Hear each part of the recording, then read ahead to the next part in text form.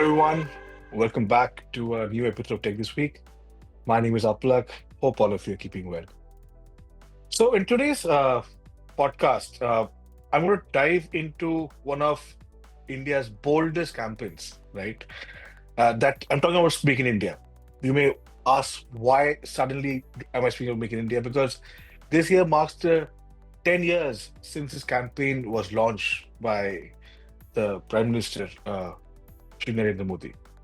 And the campaign promised to transform India into world's manufacturing hub. The question that we are trying to answer, has it delivered on its promises, or is it a case of missed opportunities? We'll deep dive into it. Stick around because I'll break the story of Make in India, break it down into its wins, its misses, and what needs to change, in my humble opinion, for India to truly emerge and up its manufacturing game.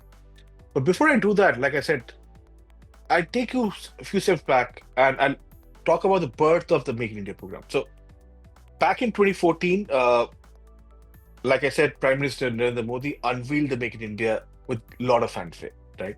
Its goal was to increase manufacturing's contribution to India's GDP, which was at that point of time 16%, to a much, much more optimistic number of 25%. The government wanted the world to see India not just as a market, but as a manufacturing hub that could rival global leaders like China, right? The campaign actually focused on 25 critical sectors, which included right from automobiles to defense, and aimed at making India a key player in the entire global supply chain.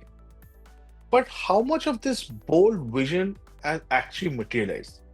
Let's dive into some of the achievements first, right? Before I share into what are the misses, let's first talk about the advancements, right?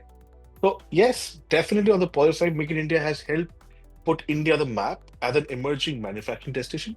That's for sure, right? For instance, let's take Apple for example. 10 years ago, we weren't even in the reckoning as far as manufacturing plants go. But today, iPhones are being assembled in India by companies like Foxconn, right? Uh, in the automobile sector as well, India's become a global manufacturing hub for brands like Hyundai and Suzuki, right?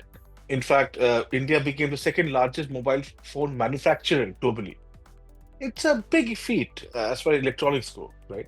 In fact, programs like PLI have also started paying dividends with global, giants committing to produce electronics, EVs, and pharmaceuticals locally. So the question is, if these achievements were real, why am I saying has the campaign not lived up to its full promise? Uh, there are several reasons for that. First, I think when we talk about manufacturing, I think infrastructure somewhat has been a letdown, and I'm talking about poor road connectivity and I think not so efficient ports. I'm just putting it mildly to continue drive up costs for manufacturing.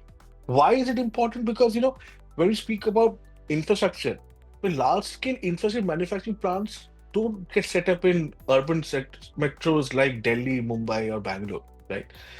Therefore, they have to be set up in rural areas where infra is often on the weaker side. I think we'll all agree to that point, right? Second, while India has made a lot of progress in electronics, we're still heavily dependent on the import of components, especially for countries like China, which affects stability. Can we think of it? We're talking about uh, electronics, but we still don't have a proper semiconductors manufacturing setup in India. We don't have fabs or fabless, right? So, so yeah, like I said, but there is also a crucial element that has adversely affected India's campaign of matching quality with pricing. Uh, and you have to understand because when we talk about India being very successful in the IT sector, it was successful because of its cost arbitrage. Somewhere, while yes, we've made some progress, but have we been able to get the quality and very, very importantly, quality going up and the price going down? I don't see that happening as much as we would have liked, right? So obviously, when you talk about company, the first and probably the only one that comes to your reckoning is China. So I think let's see how we've stacked up against our and why China still leads the manufacturing rates, right? So, because I think the gaps are still significant, to put it mildly, especially when it comes to scale and efficiency. China's dominance in manufacturing is driven by decades of investment in infrastructure, making its supply chain seamless and cost effective. In fact, their ability to scale is unmatched.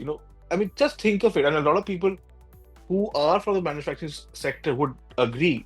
Cities like Shenzhen were built around manufacturing ecosystem, where suppliers, factories, and logistics work in perfect synchronicity. In fact, let's look at an example. In Apple's production, I gave this example of Apple in the beginning, right? Apple's production in India has grown. I agree, but it's nowhere in terms of the amount that China manufactures for Apple. Just to give you one example. Another major reason for China dominating manufacturing space is unmatched ability to produce at ultra competitive prices. I mean, all jokes aside, we ridicule, that make in China products are inferior. That depends on the product that we're looking at. Even the most expensive products are still made in China, right? The pricing keeps them unbeatable in global markets, and India, let's admit, has simply not managed to outdo China in this aspect at least. Quality perhaps, but not in terms of pricing. So all of this leads to a big question. I mean, I've identified where we lack. What does India need to do differently? I think somewhere I did mention, I mean, to answer this, I think I'll take one example from another sector. Why was India so successful in the IT sector? It was just not about, because one thing that comes very, very naturally, organic to everybody's mind is cost arbitrage. But I think it goes beyond that. The answer lies in the visionaries who champion it, right? Leaders like Narayan Murthy, Azim Premji, and so many others who didn't just build companies but created an entire ecosystem of excellence. They brought global business in India and ensured that India was seen not only as a cost-effective destination, but also that could deliver world-class services. You know, and they built an ecosystem around that. Right? So for India's manufacturing sector to succeed, it needs similar champions, leaders who can build a unified vision and inspire stakeholders to contribute to the ecosystem. You know, Besides this, Make in India also needs to rethink its strategy. Shift from just focusing on, breadth to focusing on depth. Maybe we don't need to focus on 25 sectors. Maybe we identify some of the key sectors and do the best job possible. So the focus so far has been only on scale and pricing, and it should continue to be there.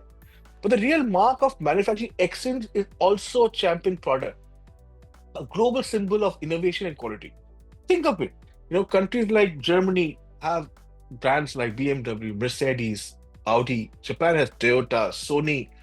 South Korea has Samsung, Hyundai, and so many. I can give endless examples. Right? You think of China. China also has some stellar products and brands to reckon with. So these products are not just brands; they represent manufacturing capabilities of an entire nation.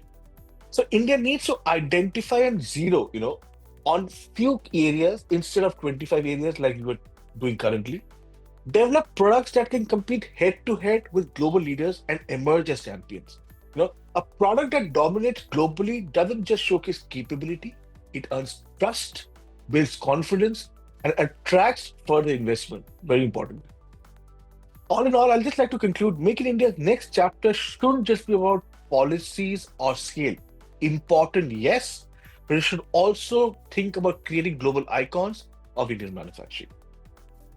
For you, it's an end from my end. Think about it, given what you think about this area. Bye for now.